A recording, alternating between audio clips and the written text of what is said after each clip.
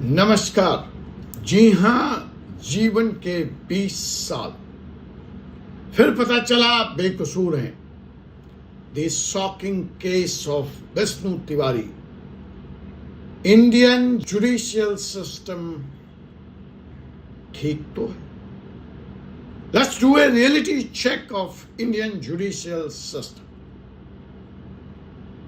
20 साल तक आप किसी के ऊपर केस चलाते। कल्पना कीजिए, आप एक 20 या 22 साल के नौजवान हैं।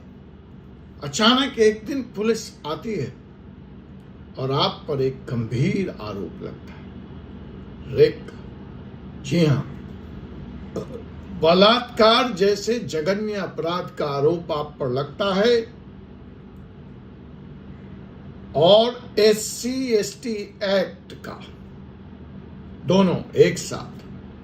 SC/ST एक्ट, बलात्कार, रेप, बिना पुख्ता सबूतों के, बिना प्रॉपर इन्वेस्टिगेशन के आपको दोषी मान लिया जाता है और फिर आपकी जिंदगी के 20 साल यानी आपकी पूरी जवानी जेल के सलाखों के पीछे कट जाती है। 20 साल के बाद इस देश की एक अदालत कहती है, यू आर इनोसेंट, आप निर्दोष हैं, अपराध साबित नहीं हुआ। यह पूरा किस्सा सुनने में किसी बॉलीवुड की फिल्म की स्क्रिप्ट लगती है, लेकिन दोस्तों, यह कोई कहानी नहीं है, यह कोई स्क्रिप्ट नहीं है, यह कड़वी सच्चाई है उत्तर प्रदेश के विष्णु तिवारी की, जिसने 20 साल जेल की सलाखों में बिताए हैं। जब वो जेल से 20 साल बाद बाहर आया तो उसके माता पिता, उसके भाई बहन इस दुनिया से जा चुके थे। उसका पूरा घर टूट चुका था, उसकी जायदाद खत्म हो चुकी थी, उसकी जमीन बिक चुकी थी। आज हम इस मुद्दे पर किसी राजनीति की बात नहीं कर रहे हैं। हम बात कर रहे हैं इस देश के क्रिमिनल जस्टिस सिस्टम की, उसमें मौजूदा लूप होल की, जो किसी भी निर्दोष की जिंदगी को तबाह कर देती है। अब विष्णु तिवारी को उनके ये 20 साल कौन वापस करेगा? आइए इस पूरे मामलों की सच्चाई को समझते हैं, इस पूरे मामले को हम गहराई से समझते हैं। यह केस था क्या? क्या गड़बड़ हुई इसमें? मामले को पहले थोड़ा शॉर्ट में समझ लेते हैं।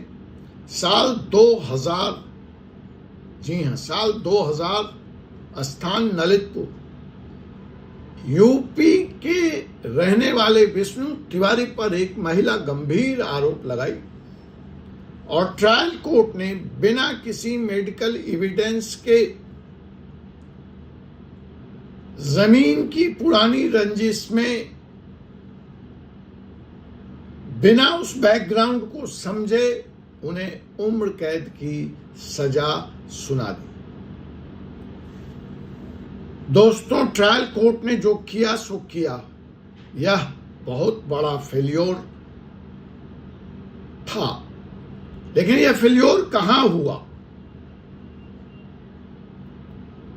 कानून में एक सिद्धांत है, mechanical appreciation of evidence, innocent until proven guilty. लेकिन जमीनी हकीकत कई बार इससे अलग होती है।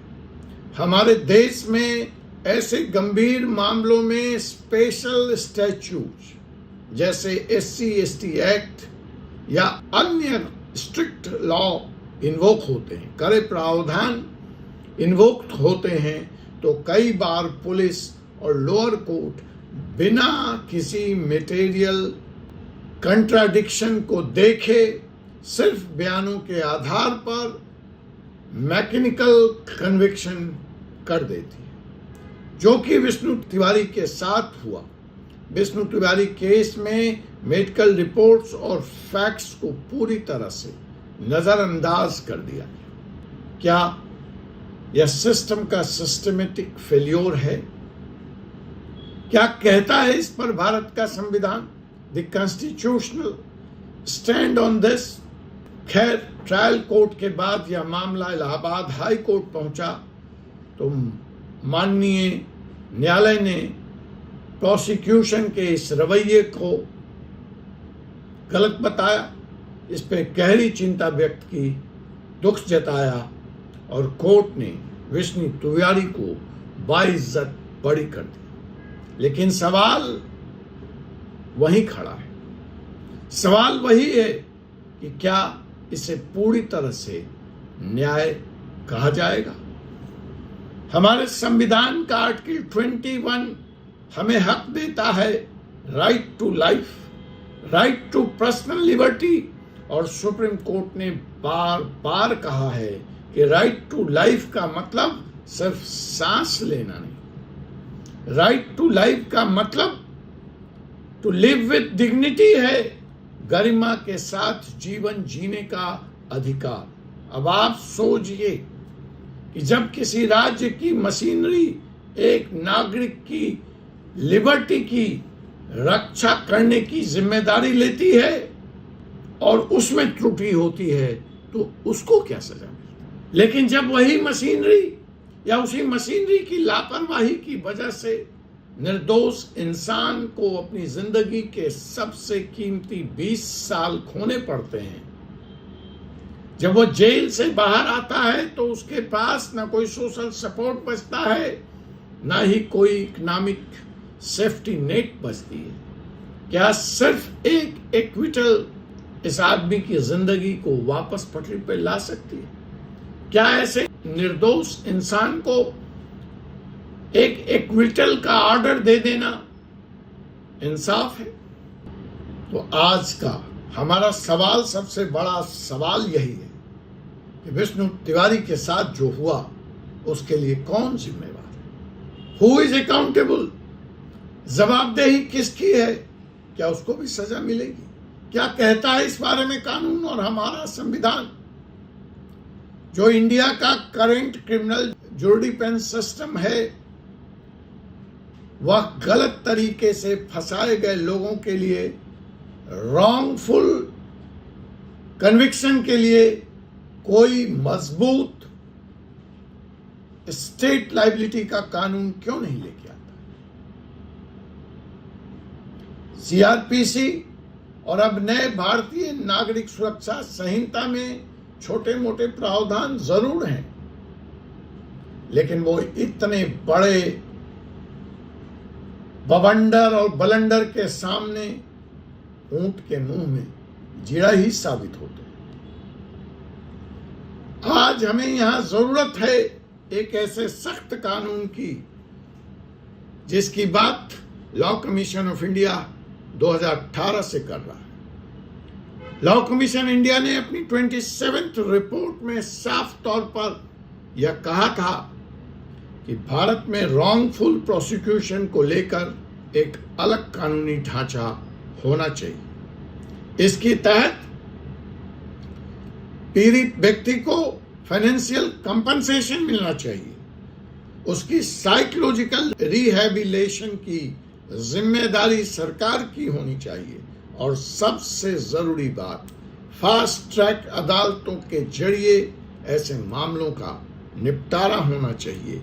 20-20 साल नहीं लगने चाहिए किसी निर्दोष व्यक्ति को निर्दोष साबित होने के लिए। आईओ की अकाउंटेबिलिटी फिक्स होनी चाहिए।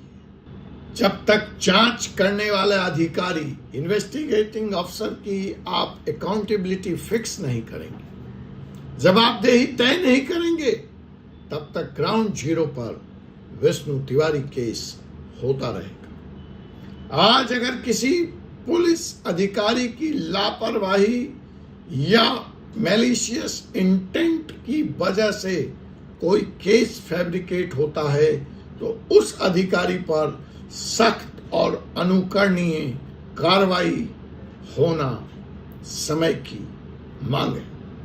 अगर सिस्टम में यह डर होगा कि गलत या लापरवाह इन्वेस्टिगेशन के लिए खुद जांच अधिकारी को सलाखों के पीछे जाना पड़ सकता है, तो चार्जशीट की क्वालिटी और एविडेंस एवोल्यूशन का स्टैंडर्ड अपने आप सुधर जाए।